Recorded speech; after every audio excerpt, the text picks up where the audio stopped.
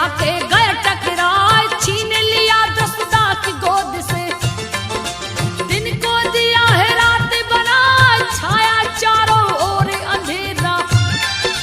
यशोदा जी कुछ समझ न पाए, लेके उड़ा है आकाश मार्ग में। तेरी जोर रहा अजमाए, पटक दिए धरती पे उसको। दिए मौत की नींद सुलाए, घुटनों के बल प्रभु चलते हैं।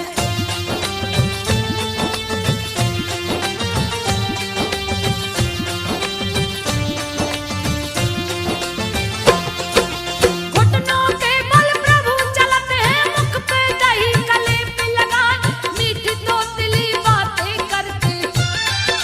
गैया की पूछ पकड़ झुल जा, एक दिन रात में चांद को देखा। यशोदा से बोले झुंझलाए, माता मुझको चंदा मंगा दो। कितना सुंदर रहा दिखाए, सुन के बातें श्री हरि की। चंदा मन ही मन मुस्काए, पानी परात में भर के लाई। उसमें चंदा दी दिखलाए, हाथ परात में डाल प्रभु ने।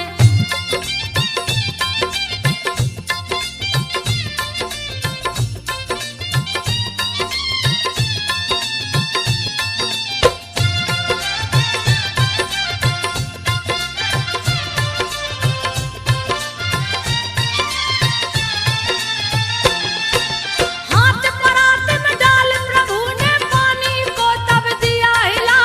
खो गए चंदा फिर लगे रोने, मैया दो चंदा मंगवाए। खेल देख के श्री हरि का, चंदा उतर के अंगना में आए, अनेक तरह की लीला करके। दूध दही माखन को चुराए, रोज उलेहना ग्वाले गोपे। यशोदा जी को रहे सुनाए, माता जी से कान्हा कहते।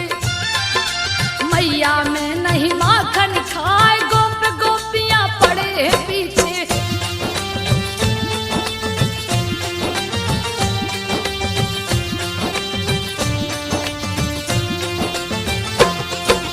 गोप गोपियां पड़े हैं पीछे, बरबस मुख देते लपटा।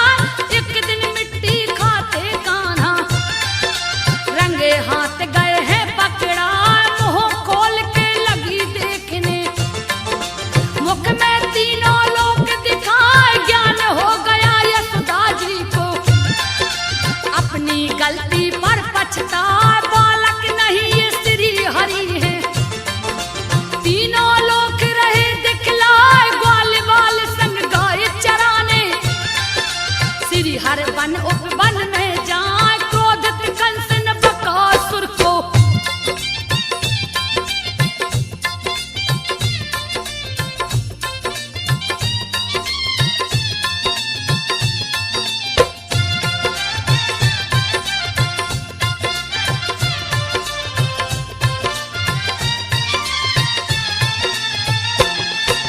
क्रोधित कंस ने बकासुर को यमुना के तट पे दिया पठा।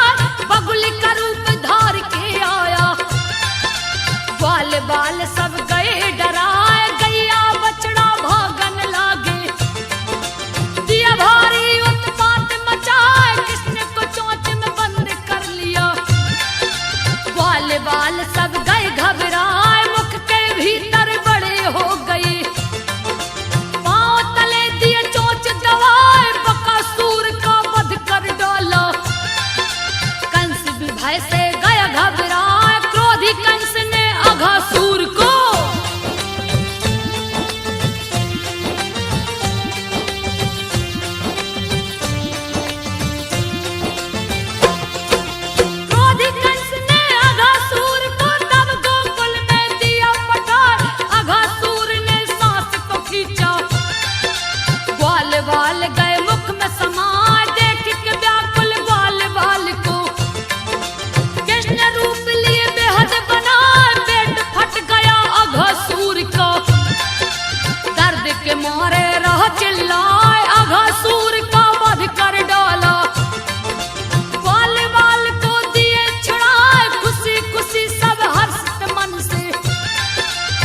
सामने अपने भवन को आए, अघासुर को मार के कान्हा।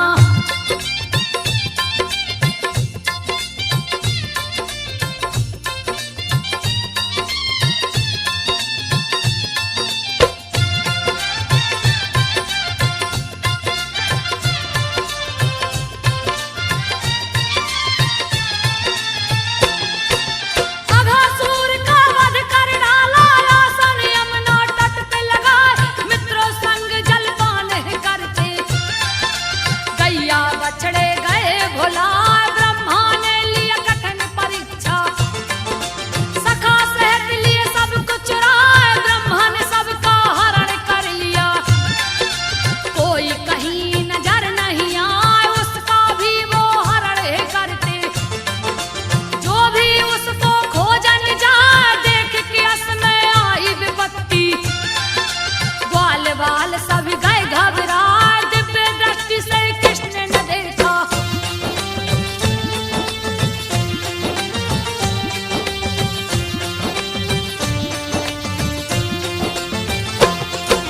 दिव्य दृष्टि से कृष्ण ने देखा, ब्रह्मा से नजर गई टकरा।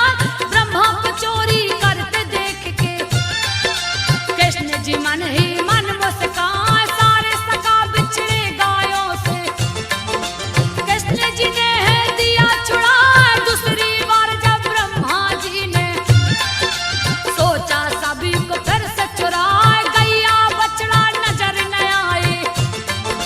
कृष्ण कृष्ण नाए दिखलाए, चारों तरफ ही कृष्ण भरे, जिनकी गिनती की नहीं जाए। ओठ पे मुरली को रख कर प्रभु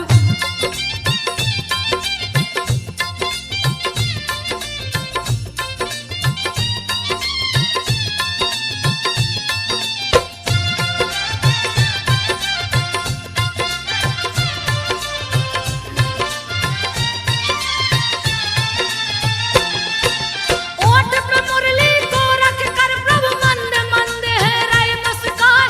शंख चक्र गदा पद्म है सोए, दिए चतुर्भुज रूप बनाए। चोरी के पाप से बचने को ब्रह्मा कृष्ण की स्तुति रहे सुनाए, बोले जय हो कृष्ण कन्हाई। ओम नमो भगवते वासुदेवाय, आप ही माता पिता सखा हैं, आप ही तो है मेरे भाई। लेना चाहा परीक्षा आपकी, मेरी चूक क्षमा हो जाए। ब्रह्मा जी को किए माफ प्रभु।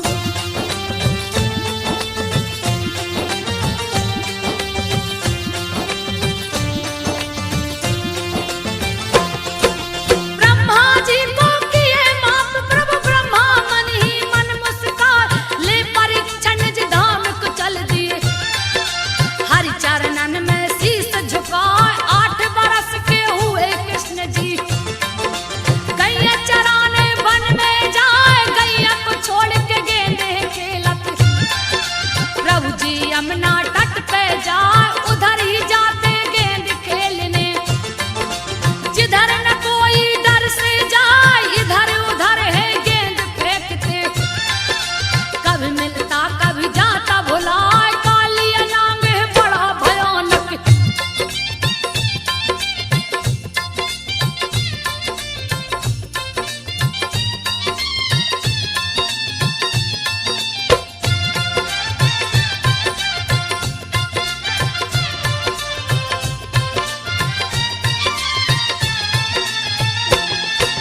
कालिया नांग है बड़ा भयानक, जिसका वर्णन किया न जाए। हर पल विष को गलता रहता, यमुना को दिया दुष्ट करा। जो भी प्राणी पानी पी ले, विष के असर से वो मर जाए। विष के मारे यमुना का पानी काला काला नजर है आए। 10 योजन तक विष फैलाया, जिसके अंदर कोई न जाए। भूल से जो भी चला जाता है, लौट के फिर वापस न आया। कालिया मर्दन को चल दिए हैं,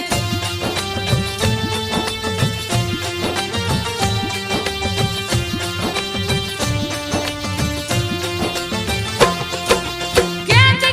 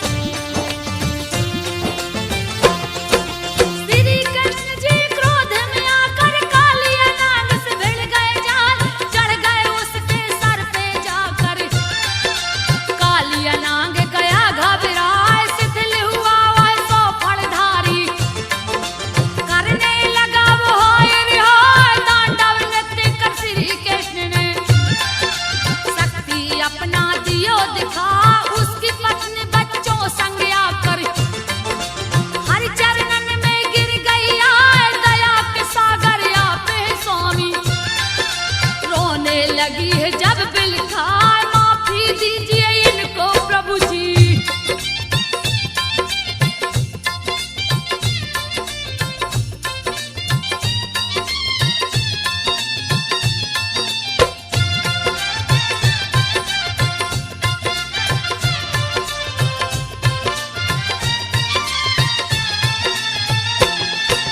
माफी दीजिए इनको प्रभु जी दास लीजिए अपना बना मेरे सुहाग की रक्षा कीजिए।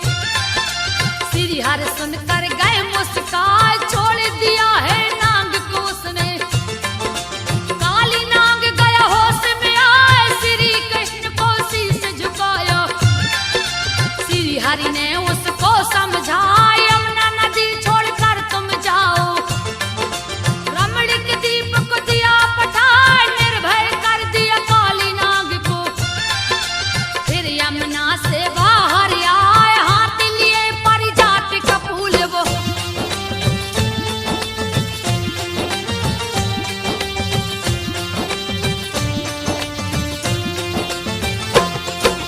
हाथ लिए परिजात का फूल वो ब्रजवासी सब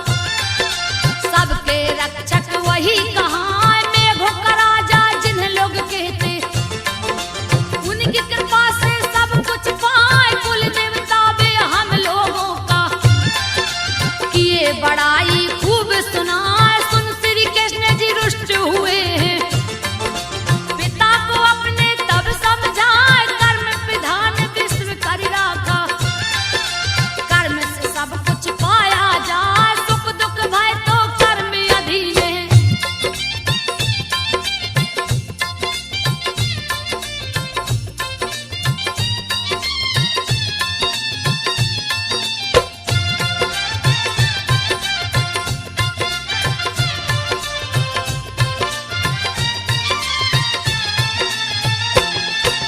सुख दुख भय तो कर्म अधीन है, कर्म से बढ़ के कुछ भी ना, वशीभूत सब इसके प्राणी, कर्म की महिता कहीं न जाए, कर्म ही शत्रु कर्म ही मित्र है, कर्म ही देवता असुर कहवाए, कर्म से बढ़कर कुछ नहीं दूजा। श्री कृष्ण जी रहे बतलाए, बिन अग्नि ना दूध ओटेगा, कर्म प्रधान का सब में दिखाए, इंद्र नहीं मोक्षदायक देवता, हो नहीं सकते कभी सहाय, बिना कर्म किए कुछ नहीं मिलता।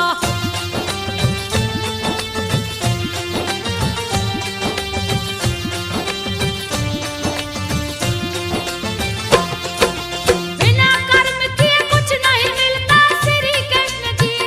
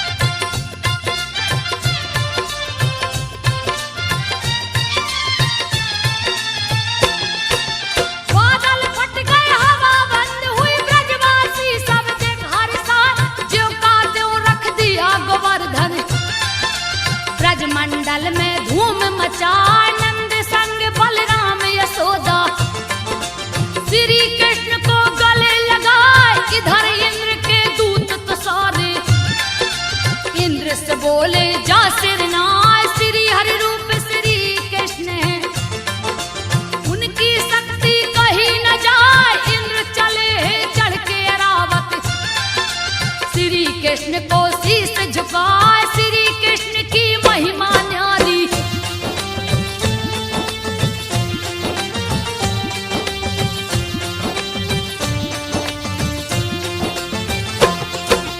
श्री कृष्ण की महिमा न्यारी, जिसको कोई समझ न पाए, 8 बरस के प्रभु हुए तो यशोदा से बोले हर साय, गैया चराने वन में जाऊं, मुझको दो आज्ञा दिलवा, यशोदा जी और नंदन मिलकर, सुबह मुहूर्त दिया दिखा, धूमधाम से श्री कृष्ण जी गऊ चराने वन में जा, एक दिन एक सखा ने बोला, कृष्ण से बोला जा हर साय, थोड़ी दूर पे चाल बन।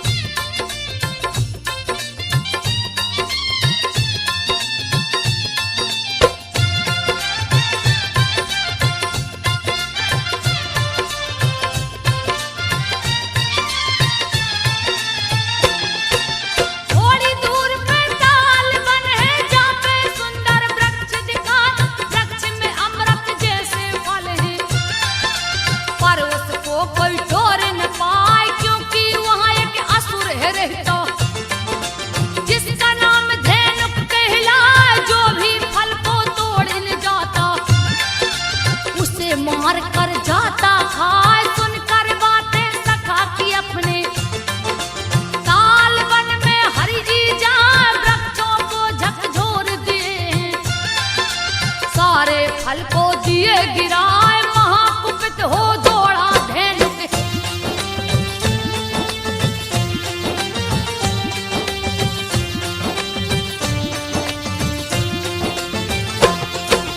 महाकुपित हो दौड़ा धेनुक, बलराम से जा गए टकराए, बलराम को है चोट पहुंचाया, छाती पे दिया लात चलाए,